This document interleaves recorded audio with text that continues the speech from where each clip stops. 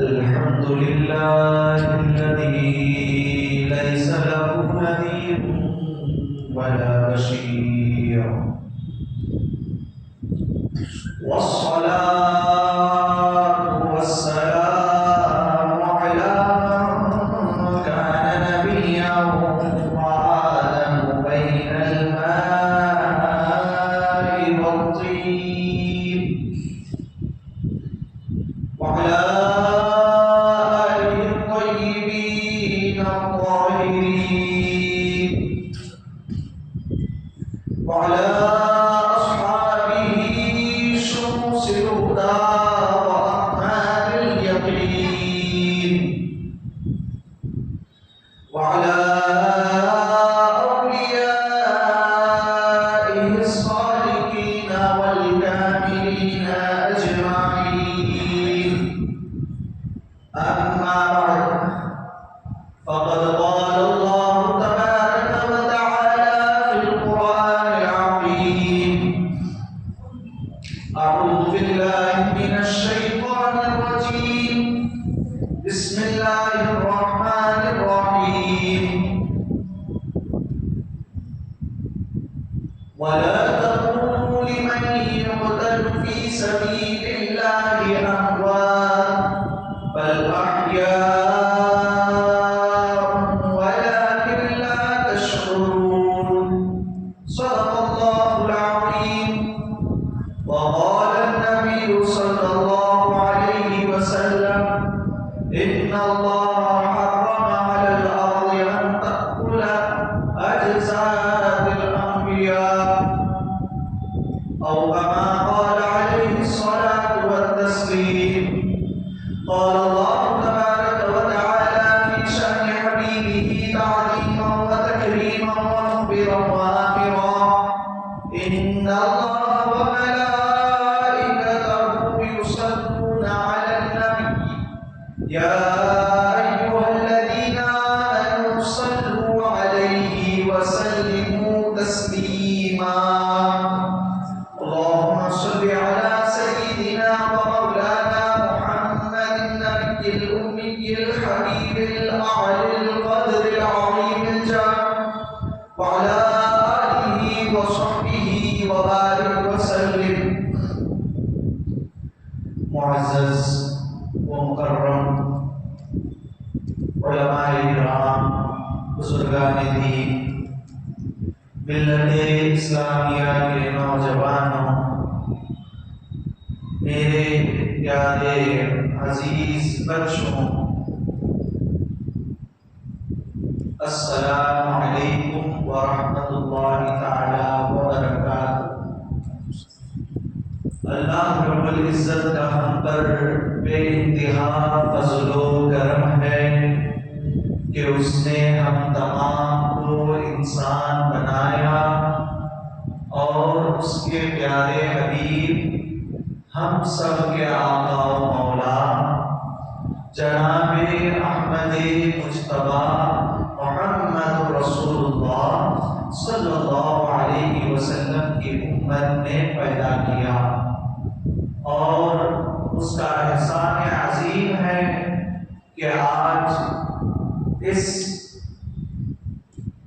بابرکت محفل جو سرور کائنات فخر موجودات حضور پرنور محمد رسول اللہ صلی اللہ علیہ وسلم کے نام سے سجائی گئی محفل میں اور اس کے گھر میں ہم سب کو جمع ہونے کی توفیق بخشی، الحمدللہ۔ اللہ سے دعا ہے کہ مولا ہمیشہ ہم سب کو جمع ہو کر حضور صلی اللہ علیہ وسلم پر درود پڑھنے والا اور ان کے سنتوں پر عمل کرنے والا بنائے، آمین بجاہ نبی امین صلی اللہ علیہ وسلم۔ معزز سامعین، اللہ کے کرم سے پچھلے تقریباً 8 راتوں سے آپ سب لوگ حضور صلی اللہ علیہ وسلم کی شان پر، عظمت پر، سیرت پر بیانات سنتے چلے آ رہے ہیں۔ آج پہلی دفعہ یہ فقیر آپ لوگوں کے خدمت میں حاضر ہوا ہے۔ انشاءاللہ میں آپ لوگوں کے مابین حیات النبی صلی اللہ علیہ وسلم کے عنوان پر قرآن و حدیث کی روشنی سے چند باتیں عرض گزار کروں گا انشاءاللہ۔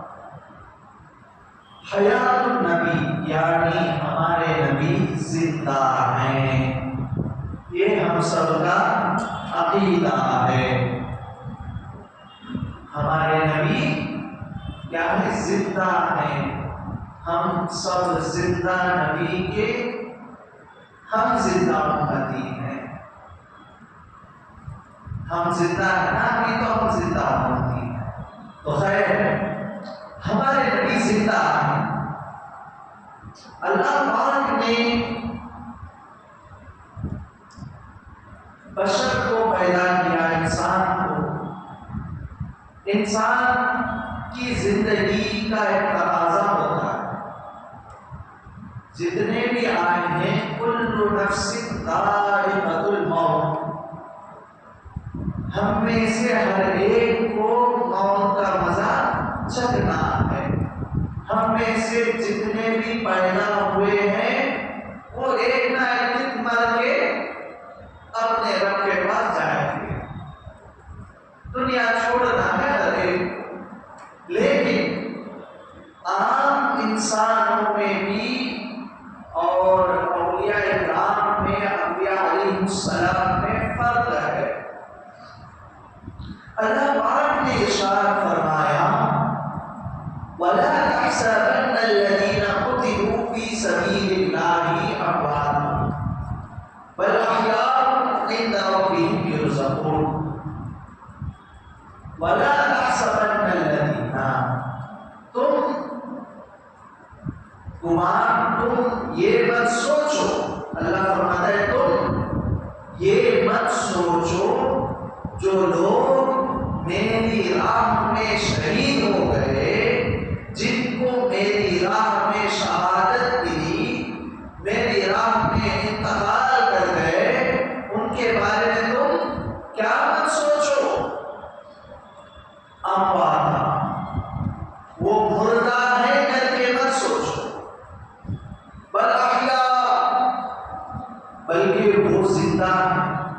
اللہ یہ جو آیت کریمہ میں جو بات بتا رہا ہے شہداء کے بارے میں بتا رہا ہے، پھر اللہ فرماتا ہے عند ربہم یرزقون، ان کا رب انہیں رزق بھی دے رہا ہے، زندہ بھی ہے، اللہ انہیں رزق بھی دے رہا ہے۔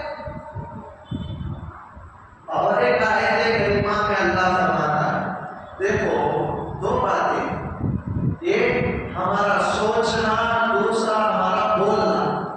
انسان بولنے سے پہلے سوچتا ہے پھر بولتا ہے، ایسا سمجھتا؟ جو عقل مند ہوتا ہے وہ کیا کرتا ہے؟ بولنے سے پہلے سوچتا ہے۔ جس کے پاس عقل کی کمی ہوتی ہے وہ سوچے بغیر بولتا رہتا ہے۔ خیر یہ تو بات نہیں ہے میری، یہ میں بتانا یہ چاہتا ہوں۔ اللہ نے اور ایک مقام میں فرمایا وَلَا تَقُولُوا لِمَن يُقْتَلُ فِي سَبِيلِ اللَّهِ أَمْوَاتٌ، تم مردہ مت کہو، وَلَا تَقُولُوا، تم مت کہو، کیا مت کہو؟ لِمَن يُقْتَلُ فِي سَبِيلِ اللَّهِ أَمْوَاتٌ، جو لوگ میرے راہ میں انتقال کر گئے، جن کو میری راہ میں شہادت حاصل ہوئی ہے، انہیں تم مردہ مت کہو۔ اللہ نے دونوں باتوں کو روک دیا۔ جو سمجھدار ہے، عقل والے ہیں، ان کو کہہ دیا کہ مت سوچو۔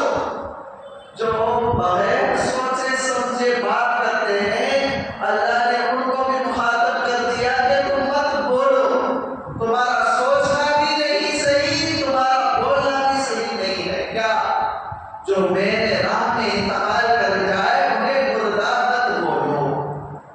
بل احیاء ولکن لا تشعرون. جہاں پر سمجھنے کے لیے اللہ نے سمجھداروں سے جب خطاب کیا کہ مت سمجھو، تو وہاں پر اللہ نے کہا کہ ان کا رب انہیں کھلا رہا ہے حقیقت میں. جہاں پر جو لوگ عقل کا استعمال نہیں کرتے، اللہ نے وہاں پر حکم لگا دیا کہ مت بولو. آگے اللہ وضاحت بھی کر دیا ولکن لا تشعرون، کیونکہ تم لوگوں کے پاس عقل ہی نہیں ہے، تم سوچ نہیں سکتے، تم سمجھ نہیں سکتے کہ وہ لوگ کیسے زندہ ہے. اب یہ قرآن سے ہمیں پتا چل رہا ہے جو اللہ کے راہ میں ایک شخص نکلا اور انتقال ہو گیا تو اسے شہید کہتے ہیں. وہ ایک ادنا سا بندہ جو اللہ کے لیے شہید ہو جائے، جب وہ زندہ ہے جن کے صدقے سے ہمیں اللہ کی پہچان ملی، جن کے صدقے سے شہید کو شہادت کا درجہ ملا، ولی کو ولایت کا درجہ ملا، صدیق کو صداقت کا درجہ ملا، نبیوں کو نبوت کا درجہ ملا، رسولوں کو رسول کا درجہ ملا. یہ کس کے صدقے میں؟ محمد رسول اللہ کے صدقے میں، جن کے صدقے میں سب کو درجے ملے. جب وہ انتقال ہو جائے تو زندہ ہے، جن کے صدقے میں شہید کو شہادت کے بعد شہید کو درجہ ملا، جب وہ انتقال ہو جائے تو زندہ ہے. تو بتائے جن کے صدقے سے رتبے ملتے ہیں، درجے ملتے ہیں، جب وہ سید الانبیاء جب اس دنیا سے وصال کر جائے، اس دنیا سے پردہ کر جائے، تو وہ کیسے مردہ ہوئے؟ نعوذ باللہ من ذالک. وہ بھی زندہ ہے. تو زندہ ہے واللہ، تو زندہ ہے واللہ، میری جشن عالم سے چھپ جانے والے. کیا فرماتے ہیں امام احمد رضی اللہ علیہ رحمت و رضوان؟ آپ فرماتے ہیں اے نبی، آپ زندہ ہیں، آپ زندہ ہیں، واللہ آپ زندہ ہیں، خدا کی قسم کھا کے کہتا ہوں آپ زندہ ہیں. میری جشن عالم سے چھپ جانے والے، کیا کروں؟ میری آنکھوں میں پردہ ہے، میں نہیں دیکھ پا رہا ہوں، میں نہیں دیکھ پا رہا ہوں. اب قرآن سے ہم نے سمجھا ایک ادنا سا شہید، ایک ادنا سا انسان اللہ کے راہ میں انتقال کر گیا، شہادت پا گیا، تو وہ زندہ ہے. تو نبیوں کا درجہ تو بڑا، نبیوں سے بڑا رسولوں کا درجہ، تمام رسولوں سے بڑے ہم سب کے آقا محمد رسول اللہ صلی اللہ علیہ وسلم. تو وہ بھی زندہ ہے، وہ زندہ ہے. اب یہاں پر ایک بات، لوگ کہتے ہیں کہ روحانی زندگی ہے، نہیں، جسم کے ساتھ زندہ ہے. روح تو سب کی زندگی ہی رہتی، روح نکلے بعد بھی زندگی ہی رہتی، بس ان کے الگ الگ راستے ہوتے ہیں. نیکوں کی روح لیکن کے مقام پر پہنچا دیتا ہے مولا، جو برے ہیں بدکار ہیں ان کی روح کو سجین میں ڈال دیتا ہے. یہ تو دیگر باتیں ہیں، آپ سب جانتے ہیں. حضور صلی اللہ علیہ وسلم جو حیات النبی کا عقیدہ ہم رکھتے ہیں، آپ صلی اللہ علیہ وسلم جسد اقدس کے ساتھ زندہ ہے. اب میں اس کو بھی ثابت کروں گا، قرآن سے سمجھاؤں گا. میری بات نہیں ہوتا، میں کون ہوتا ہوں؟ میری بات آپ مان لیں، قرآن مانو، حدیث مانو، یہ کافی ہے ہمارے لیے. تو خیر، جب حضور پاک صلی اللہ علیہ وسلم کا وصال ہوا، اب دیکھو اللہ کے پیارے حبیب فرماتے ہیں جب انسان انتقال ہو جائے، نیکوکار ہوتا تو اس کی روح کو علیین کے مقام پر رکھ دیا جاتا، گناہگار ہو تو اس کی روح کو سجین میں ڈال دیا جاتا. اب حضور پاک صلی اللہ علیہ وسلم کا وصال ہوا، آپ کے انتقال کے بعد پھر آپ کی روح کو بھی نکالا جاتا. اب اللہ قرآن میں فرماتا ہے وَلَلْآخِرَةُ خَيْرٌ لَكَ مِنَ الْأُولَىٰ. اے حبیب، آپ کی ہر آگے کی گھڑی پچھلے کی گھڑی سے بہت اعلیٰ ہوگی. یعنی آپ کی آگے کی گھڑی مطلب کیا؟ آپ کا فیوچر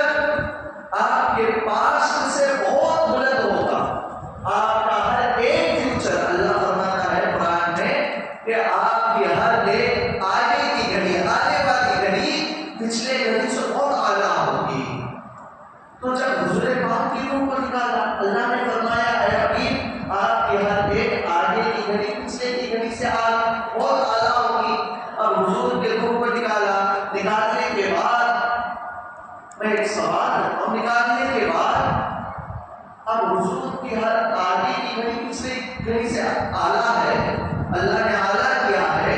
اب اللہ نے دیکھا اس روح کو کہاں رکھا جائے، کہاں اس روح کو لے جایا جائے۔ اللہ نے تمام جگہ کو تلاشا، پھر جب بات آئی کہاں رکھیں گے تو ہمارے جی سے اعلیٰ و افضل کیا ہے جس میں پاک مصطفیٰ ہے، تو اللہ نے کیا کیا اس روح کو واپس حضور پاک صلی اللہ علیہ وسلم کے جسم میں لوٹا دیا۔ پھر اللہ نے اس روح کو واپس لوٹا دیا حضور پاک صلی اللہ علیہ وسلم کے جسم میں۔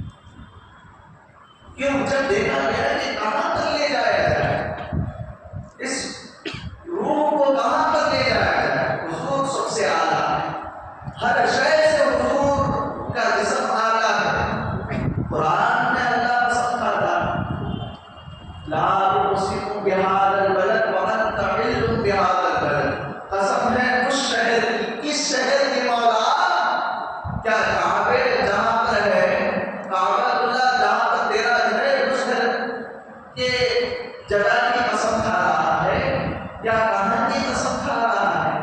اللہ فرماتا ہے لا اقسم بهذا البلد وانت حل بهذا البلد، اے حبیب آپ جس شہر میں اس شہر کی قسم، کعبے کو عزتیں ملی، مکہ معظمہ کو عزتیں ملی ہے تو آپ کے قدم اقدس سے، پھر مدینہ منورہ کو عزتیں ملی تو وہ بھی آپ کے قدم پاک کی برکت سے۔ وَأَنْتَ حِلٌّ بِهَذَا الْبَلَدِ، میں اس لیے اس شہر کی قسم کھاتا ہوں کیونکہ آپ اس شہر میں، تو بات پتہ چلی کہ حضور جہاں جس شہر کو چلے جائے حضور کا قدم لگ جائے تو وہ شہر بابرکت والا ہو جاتا ہے۔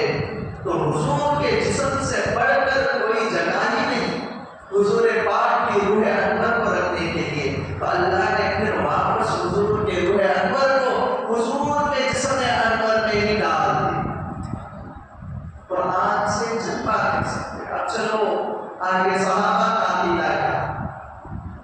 حضور حیات النبی ہمارا عقیدہ جو ہے ہم نے کہا صحابہ سے کیا ہم نے عقیدے کو۔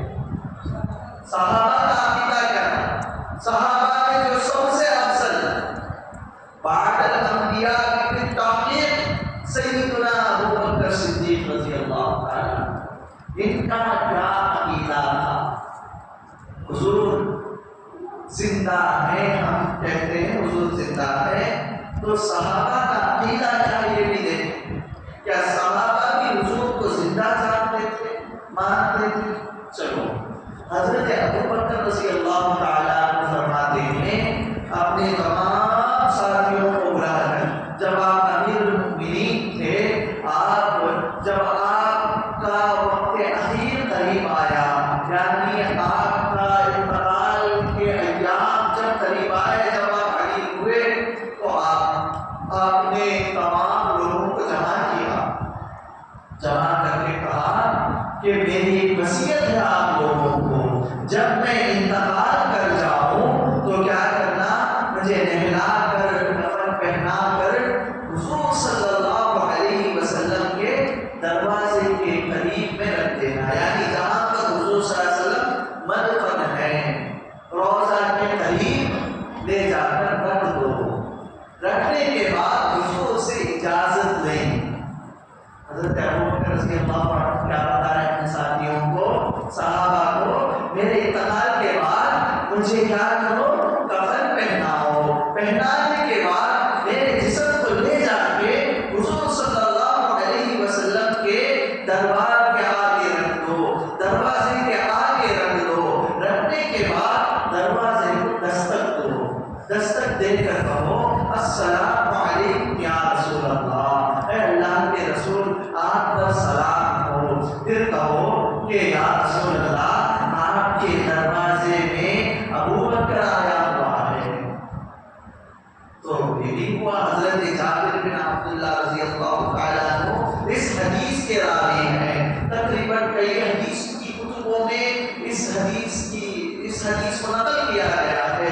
آپ فرماتے ہیں کہ حضور پاک صلی اللہ علیہ وسلم کے دروازے کے آگے حضرت ابوبکر رضی اللہ عنہ کے آپ کے جسم کو رکھ دیا گیا. رکھنے کے بعد سلام کیا گیا. سلام کرنے کے بعد کہا گیا کہ یا رسول اللہ ابوبکر آپ کے دروازے کے باہر گئے. تو پھر صحابہ فرماتے ہیں چند لمحوں میں اندر سے آواز آتی ہے ادخلوا الحبیب الی الحبیب، حبیب کو حبیب سے ملا دو. یہ آواز آنے کے بعد روضہ شریف کے دروازے خود بخود کھل جاتے ہیں. خود بخود روضہ شریف کے دروازے کھل جاتے ہیں. ہم میں سے کئیوں نے حضور صلی اللہ علیہ وسلم کے روضہ اقدس کی زیارت کی ہے نا، جو عمرہ گیا حج سے زیارت کی ہے نا، جہاں پر حضور کا روضہ ہے وہاں کتنے لوگوں کی مزار ہے؟ کتنوں کی؟ 3 کی ہے نا. ایک حضور صلی اللہ علیہ وسلم، دوسرے ان کے یاد غار حضرت ابوبکر رضی اللہ عنہ، تیسرے حضرت سیدنا عمر رضی اللہ عنہ. تینوں کی قبریں ایک ہی حجرے میں ہے نا، سب جانتے ہیں. حضرت ابوبکر رضی اللہ عنہ کا اندر دفنا دیا گیا. یہ ایک بات ہو گئی حدیث. اب اس میں سے ہم کیا اخذ کیے؟ حضرت ابوبکر رضی اللہ عنہ کا عقیدہ دیکھیں. جو لوگ معاذ اللہ کہتے ہیں کہ نبی مر گئے، سن نہیں سکتے، کچھ کر نہیں سکتے، نعوذ باللہ من ذالک، مٹی میں مل گئے، ان لوگوں کو صحابہ کا عقیدہ دیکھنا چاہیے. صحابہ کا عقیدہ کیا تھا اس کو سوچنا چاہیے. حضرت ابوبکر کا عقیدہ دیکھیں. آپ نے صحابہ کو جمع کر کے کیا کہا؟ میرے انتقال کے بعد میرے جسم کو حضور کے روضے کے قریب رکھ دو. رکھنے کے بعد دستک دو. دستک دینے کے بعد کہو کہ ابوبکر آپ کے دروازے کے باہر ہے. جب اندر سے حکم آ جائے تو مجھے اندر دفنا دینا، مجھے اندر دفنا دینا. تو اس سے کیا پتا چلتا ہے؟ حضرت ابوبکر رضی اللہ عنہ کا یہ عقیدہ تھا کہ حضور صلی اللہ علیہ وسلم اپنے مزار شریف میں زندہ ہے اور سنتے بھی ہیں، اور سنتے بھی ہیں. جو ان سے فریاد کرے اس فریاد کو پورا بھی کرتے ہیں. جواب دیے نا حضور. اچھا، حضرت ابوبکر نے کہہ دیا تو کسے کہا؟ صحابہ کچھ نہ کہا. اب ہم ہوتے تو عقل والے ہم کیا سوچتے؟ میں عاشق تھے بات اس لیے ایسا بول رہے ہیں. جنت البقیع تو پورا جنت کا اچھا حصہ، وہاں پر دفن ہونے والا ہر کوئی جنتی تھا. ہم ہوتے تو کیا کرتے ہیں؟ زیادہ عقل رکھنے والے کیا سوچتے؟ نہیں بات حضرت ابوبکر بول دیے. جو لوگ اس طرح کہتے نا کہ حضور نہیں سنتے، ویسے لوگ ہوتے تو کیا کرتے؟ حضرت ابوبکر بول دیے. ہمیں کیا کرنا؟ لے جا کے جنت البقیع میں دفنا دیں گے. کیا معلوم ہونے جاتا ہے انتقال کے بعد؟ کر سکتے تھے نا. لیکن دیکھو صحابہ کا یہ بھی عقیدہ. حضرت ابوبکر نے وصیت کی تو صحابہ نے کیا کیا؟ ان کے وصیت کے مطابق حضرت ابوبکر رضی اللہ عنہ کو حضور کے در اقدس پر لے گئے. لے جانے کے بعد اجازت بھی دی. اجازت دینے کے بعد اندر سے جواب بھی آیا. پھر دروازے نکلے. اس سے ہمیں عقیدہ مل گیا کہ حضرت ابوبکر رضی اللہ عنہ کا عقیدہ یہی تھا کہ انبیاء زندہ ہیں. اب حدیث کی طرف آؤ. کئی محدثین نے اس حدیث کو نقل کیا اور ابن قیم جو بہت بڑے محدث ہیں جن کو ہر مکتب فکر والے مانتے ہیں، علامہ ابن تیمیہ کے شاگرد، انہوں نے بھی اس حدیث کو صحیح کہا. اس حدیث کے راوی اوس بن اوس رضی اللہ عنہ آپ فرماتے ہیں کہ حضور صلی اللہ علیہ وسلم نے فرمایا کہ مجھ پر جمعہ کے دن زیادہ سے زیادہ درود پڑھو. مجھ پر جمعہ کے دن کثرت سے درود بھیجو، کیونکہ تمہارے درود کو مجھ تک پہنچایا جاتا ہے، مجھ تک بھیجا جاتا ہے، میرے آگے پیش کیا جاتا ہے. تو صحابی کہتے ہیں کہ یا رسول اللہ صلی اللہ علیہ وسلم آپ حیات میں ہیں، آج جب آپ پردہ کر جائیں گے، جب آپ کا وصال ہو جائے گا، جب آپ کو دفنا دیا جائے گا، کیا اس وقت بھی آپ کو پیش کیا جائے گا؟ تو حضور صلی اللہ علیہ وسلم فرماتے ہیں ہاں اس وقت بھی پیش کیا جائے گا۔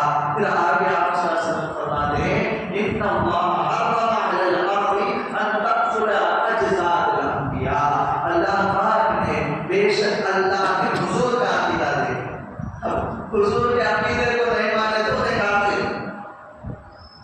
حضور صلی اللہ علیہ وسلم فرماتے ہیں بے شک اللہ نے زمین کو حرام کر دیا۔ کیا حرام کر دیا؟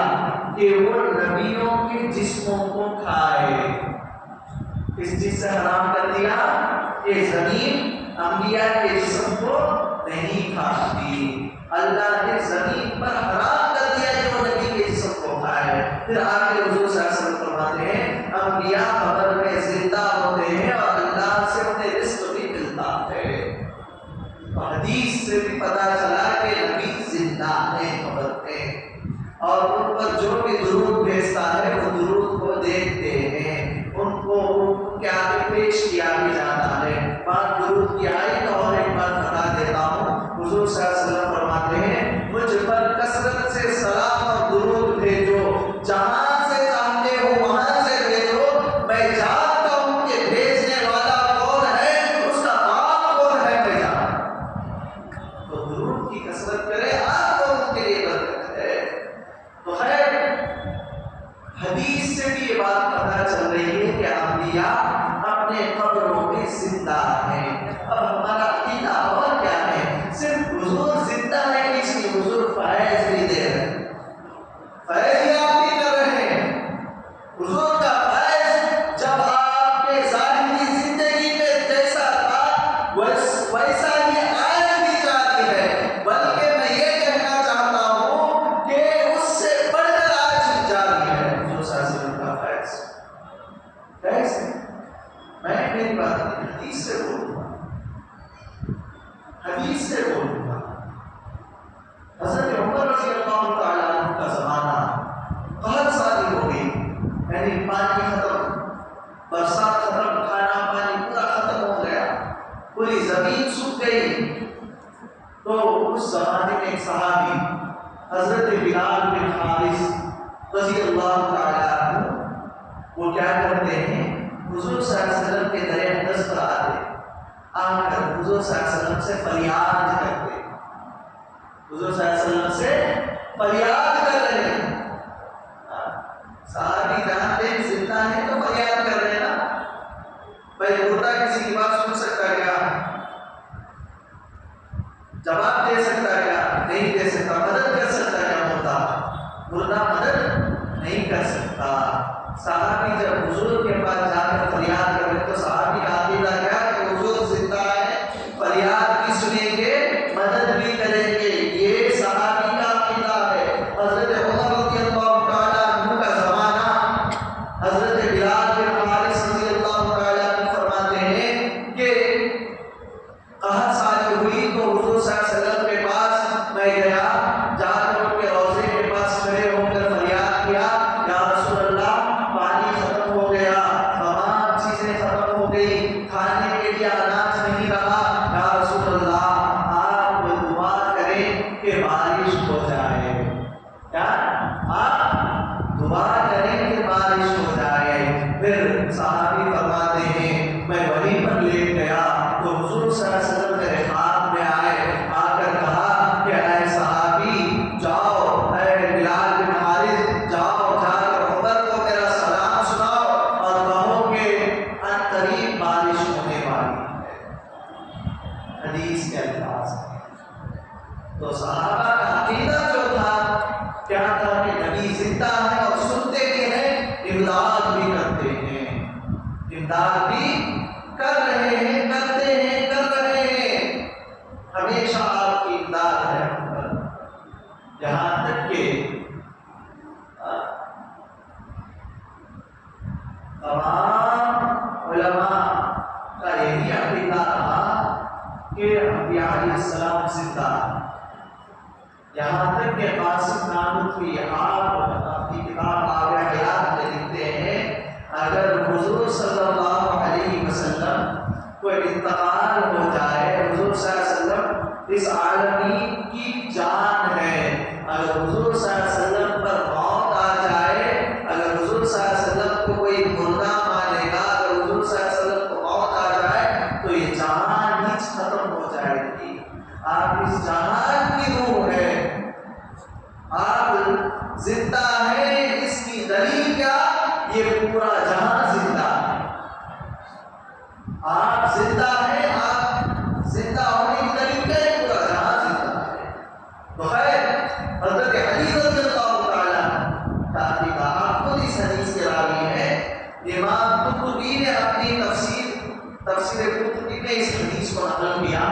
حضور صلی اللہ علیہ وسلم کے وصال کے 4 دن بعد، آپ کو دفنانے کے 4 دن بعد ایک دیہاتی صحابی آتے ہیں، آ کر حضور صلی اللہ علیہ وسلم کے روضہ اقدس پر اپنا سر رکھ کے رگڑ کے رو رہے ہیں، روتے ہوئے کہتے ہیں یا رسول اللہ میں گناہگار ہوں، میں سیاہکار ہوں، میں خطا کار ہوں۔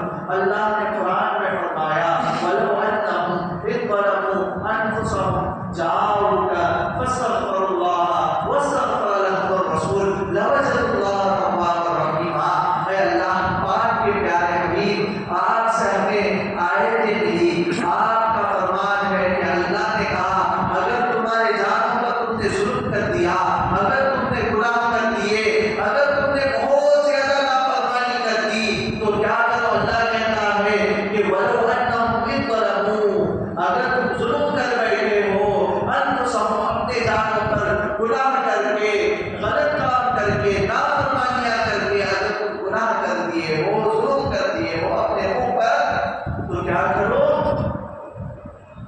جاؤ میرے حبیب کے پاس آؤ، آنے کے بعد استغفر اللہ، استغفار کرو، واستغفر لهم الرسول، پھر حضور کے پاس فریاد کرو، میرا نبی بھی تمہارے لیے دعا کرے گا۔ لَوَجَدُوا اللَّهَ تَوَّابًا رَحِيمًا، جب میرا نبی تمہارے لیے دعا کرے گا تو تم مجھے توبہ قبول کرنے والا، رحم کرنے والا پاؤ گے۔ تو وہ صحابی یہ آیت پڑھ کے کہہ رہے ہیں یا رسول اللہ میں آیا ہوں آپ کے در پر اس لیے کہ میں گناہگار ہوں، سارا پتا رو رو کے حضور کو پکار کے کہہ رہے ہیں یا رسول اللہ میں بخشش کے لیے آیا ہوں، میری بخشش ہو جائے، بخشش کا طلبگار ہوں۔ کہتے ہوئے روتے ہوئے وہیں پر بیٹھ گئے، وہیں پر کھڑے رہے روتے ہوئے۔ حضرت علی رضی اللہ تعالیٰ عنہ فرماتے ہیں قبر انور سے، روضہ انور سے آواز آتی ہے کہ اے اللہ کے بندے جا تیری بخشش ہو گئی۔ حضور صلی اللہ علیہ وسلم کے روضہ انور سے آواز آ رہی، صحابہ کا عقیدہ رہا۔ یہاں سے ہمیں بھی ایک بات مل رہی ہے، قرآن قیامت تک کے لیے، یہ آیت قیامت تک کے لیے۔ اب دیکھو جس کے پاس پیسہ ہے وہ عمرہ کرنے کے لیے آسانی سے چلا جاتا ہے، ہم جیسے غریب عمرہ کرنے نہیں جا سکتے، ہمارے پاس پیسہ نہیں، ہم گناہگار ہیں، حضور سے محبت کرتے ہیں لیکن گناہ بھی ہو جاتے ہیں، ہم کیسے کریں، ہم کیسے حضور سے عرض کریں؟ تو آپ لوگوں کے لیے ابھی آسانی ہے، اپنے آنکھوں کو بند کرے اور مدینے کا تصور کرے، حضور کے روضے کا تصور کرے اور استغفار پڑھ کے کہے کہ یا رسول اللہ میں بھی گناہگار ہوں، میری بھی آپ عرضی پیش کریں، میری بھی عرضی پیش کریں۔ حضور صلی اللہ علیہ وسلم کا فیض جاری ہے، ہمیشہ کے لیے جاری رہے گا، دنیا میں بھی، قبر میں بھی، محشر میں بھی جاری رہے گا آپ کا فیض۔ تو خیر بات یہ بتا رہا تھا حضور صلی اللہ علیہ وسلم حیات النبی ہے، زندہ نبی ہے، آپ ہمیشہ اپنی امت کی طرف دیکھ رہے ہیں، جو بھی جاتا ہے اسے دیکھتے ہیں، اسے جواب بھی دیتے ہیں، اس کی آواز کو سنتے بھی ہیں۔ اور ایک حدیث میں آتا ہے کہ حضرت ابو ایوب انصاری رضی اللہ تعالی آپ حضور صلی اللہ علیہ وسلم کے در اقدس پر آتے ہیں، مروان بن حکم اس کا زمانہ، یہ تقریباً حضور صلی اللہ علیہ وسلم کی وصال کے 40 سال بعد آپ آتے ہیں حضور صلی اللہ علیہ وسلم کے در اقدس پر، حضور صلی اللہ علیہ وسلم کے مزار پر سر رکھ کے آپ رو رہے ہیں، آپ رو رہے ہیں۔ مروان بن حکم آیا، آ کر آپ کو گردن سے پکڑا، پکڑ کر پوچھا کہ کون ہے یہ؟ کون ہے جو اس طرح پڑھ کر در اقدس پر رو رہا ہے؟ کون ہے یہ؟ تو آپ نے وہیں سے جواب دیا کہ اے اللہ کے بندے، میں ابو ایوب انصاری۔ آپ کھڑے ہو کر کہنے لگے تم مجھ سے کیا پوچھ رہے ہو کہ کون ہے یہ، کیا کر رہا ہے؟ تم مجھ سے پوچھتے ہو کہ کیا کر رہا ہوں؟ میں آیا ہوں کہاں پر؟ جئت الی رسول اللہ صلی اللہ علیہ وسلم ولم آتی الی الحجر، میں اللہ کے رسول کے پاس آیا ہوں، کسی پتھر کے پاس نہیں آیا۔ صحابی کا عقیدہ کیا؟ حضور صلی اللہ علیہ وسلم زندہ ہے، اسی لیے کہہ رہے میں رسول اللہ کے پاس آیا ہوں، کسی پتھر کے پاس نہیں آیا۔ تو یہاں سے اور ایک بات بھی پتہ چلتی ہے، اکثر لوگ کہتے ہیں کہ حضور صلی اللہ علیہ وسلم کی مزار اقدس آ کر زمین سے بالکل لگی ہوئی ہے، کوئی نشان نہیں تو سر کیسے رکھتے ہوں؟ حضرت ابو ایوب انصاری رضی اللہ تعالیٰ عنہ مزار اقدس پر سر رکھ کے رو رہے تھے، تو جب بنی ہوئی ہوگی تو سر رکھیں گے، تو یہ تو دیگر بات ہے۔ لیکن بات یہ بتانا چاہتا ہوں کہ صحابہ کا کل صحابہ کا عقیدہ یہ رہا کہ حضور صلی اللہ علیہ وسلم جسم انور کے ساتھ اپنے قبر میں زندہ ہے۔ اب یہ انسان کا سوال، وہ کیسا ہو قبر کے اندر زندہ ہے جسم کے ساتھ، تو سانس لینے بھی مشکل ہوگا نا اتنی بڑی جگہ میں؟ تو اسے میں جواب دیتا ہوں، جب کوئی بچہ ماں کے پیٹ میں رہتا ہے تو زندہ رہتا نا، زندہ رہتا وہ سانس بھی لیتا نا، کیا سانس رک جاتی اس کی؟ اللہ نے کہہ دیا کہ وہ زندہ ہے وَلَٰكِنْ لَا تَشْعُرُونَ، وہ زندہ ہے، تیری عقل کو سمجھ میں نہیں آئے گی بات، تیری عقل کو سمجھ میں نہیں آئے گی بات۔ کیا ہے حضور صلی اللہ علیہ وسلم؟ وہ تمام جہان کی جان ہے، جان ہے تو جہان ہے۔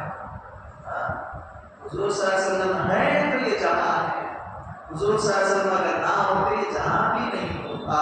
تو خیر بات یہ بتانا چاہتا ہوں، یہ میرے گھر کی بات نہیں، قرآن و حدیث کی باتیں آپ کو میں نے پیش کیا، اس پر اپنا عقیدہ پختہ کریں۔ حضور صلی اللہ علیہ وسلم اپنے ہر ایک امتی کو دیکھتے بھی ہیں، سنتے بھی ہیں، ان کی فریاد کو حضور صلی اللہ علیہ وسلم آواز بھی دیتے ہیں، جواب بھی دیتے ہیں۔ آخر میں ایک بات کہہ کر اپنی گفتگو کو ختم کر لوں گا۔ حضرت امام احمد کبیر رفاعی رحمۃ اللہ علیہ جو 400 سال بعد آئے ہو، حضور صلی اللہ علیہ وسلم کے وفات کے 400 سال بعد، ان کے تعلق سے اس واقعے کو کئی ائمہ محدثین نقل کرتے ہیں۔ خود حضرت شیخ عبد القادر جیلانی رضی اللہ تعالیٰ عنہ اس واقعے کو کہتے ہیں، کئی ائمہ نے اس واقعے کو نقل کیا۔ حضرت شاہ عبد المحدث دہلوی رحمۃ اللہ علیہ اس واقعے کو نقل کرتے ہیں، فرماتے ہیں کہ حضرت امام احمد کبیر رفاعی رحمۃ اللہ علیہ آپ ایک مرتبہ بغداد سے چلتے ہوئے مدینہ کو چلے گئے۔ مدینے کو جانے کے بعد حضور صلی اللہ علیہ وسلم سے فریاد کی، یا رسول اللہ آپ ہر ایک کی فریاد سنتے ہیں اور عطا بھی کرتے ہیں، جواب بھی دیتے ہیں۔ یا رسول اللہ ہمیشہ میں آپ کو اپنے بستی سے، اپنے گھر سے آپ پر درود و سلام بھیجتا تھا، آپ میرے درود و سلام کا جواب بھی دیا کرتے تھے۔ آج میں آپ کے در اقدس کے پاس آ گیا ہوں، یا رسول اللہ میں آپ کو مصافحہ کرنا چاہتا ہوں، میں آپ کے ہاتھ کو چھونا چاہتا ہوں، یہ کہہ کر آپ فریاد کرنے لگے تو حضور صلی اللہ علیہ وسلم کا ہاتھ در اقدس سے باہر نکل کے آتا ہے، اور اسی جگہ میں کئی اولیاء کرام نے کہا کہ ہم نے حضور صلی اللہ علیہ وسلم کے ہاتھ کو دیکھا، اور امام احمد کبیر رفاعی رحمۃ اللہ علیہ حضور صلی اللہ علیہ وسلم کے دست اقدس کا بوسہ بھی دیتے۔ تو یہ عقیدہ اولیاء کرام کا عقیدہ، صحابہ کا عقیدہ، یہ کوئی قصہ یا کہانی نہیں، یہ آئے قرآن و حدیث کا عقیدہ ہے کہ حضور پاک صلی اللہ علیہ وسلم اپنے قبر انور میں جسم کے ساتھ زندہ ہیں۔ حضرت موسیٰ علیہ السلام کے تعلق سے آتا ہے کہ حضور صلی اللہ علیہ وسلم فرماتے ہیں جب میں معراج کا سفر کیا تو میں نے راستے میں دیکھا، جب میں مسجد حرام سے مسجد اقصی آ رہا تھا اس وقت میں راستے میں نے دیکھا کہ موسیٰ علیہ السلام اپنے قبر میں کھڑے ہو کر نماز پڑھ رہے تھے۔ تو کھڑے ہو کر نماز پڑھنے کے لیے جسم ہوتا، تو جب موسیٰ علیہ السلام جو میرے نبی سے ان کا درجہ کم ہے، میرے نبی ان کے بھی امام ہے، جب وہ خود ان کے قبر میں کھڑے ہو کر نماز پڑھ رہے ہیں، حضور صلی اللہ علیہ وسلم خود فرما رہے ہیں میں نے دیکھا، تو بتاؤ جب موسیٰ علیہ السلام اپنے قبر میں زندہ ہو سکتے ہیں، عیسیٰ علیہ السلام جن کے تعلق سے قرآن میں آتا ہے اللہ نے ان کو جسم کے ساتھ آسمانوں میں اٹھا لیا، پھر وہ ظہور ہوں گے، حضور ہوں گے قیامت کے قریب، جب عیسیٰ علیہ السلام اپنے جسم کے ساتھ آسمان میں زندہ ہیں، یہ سب کون ہے؟ یہ سب کہتے ہیں اگر میں حضور کے زمانے میں ہوتا تو میں حضور کا امت ہی ہوتا۔ تمام انبیاء نے حضور صلی اللہ علیہ وسلم کو اپنا امام جانا، اپنا نبی و رسول جانا، جب تمام انبیاء میرے حضور کے غلام ہیں، جب غلام کا یہ عالم ہے، جب غلام کی شان یہ ہے تو آقا کی شان کیا ہوگی؟ تو میں آخر میں یہی بتاتا ہوا اپنی گفتگو کو ختم کرتا ہوں، ہماری آنکھیں یہ کیا ہے؟ ہماری آنکھوں میں پتہ ہے جب ہم متقی بنیں گے تو ہماری آنکھیں بھی حضور کے جلوے دیکھیں گی، تو زندہ ہے واللہ، تو زندہ ہے واللہ، میری چشم عالم سے چھپ جانے والے یا رسول اللہ آپ زندہ ہیں، میں کیا کروں؟ میرے آنکھوں پہ پردہ ہے، چمک مجھ سے باتیں سب پانے والے، میرا دل بھی چمکا دے چمکانے والے۔ وآخر دعوانا الحمدللہ رب العالمین۔ اللہ سے دعا ہے کہ مولا ہماری محفل کو قبول فرمائے، ہمارے دلوں کو حضور کے عشق سے منور و مجلہ فرمائے۔ آمین بجانب نبی صلی اللہ علیہ وسلم۔ السلام علیکم۔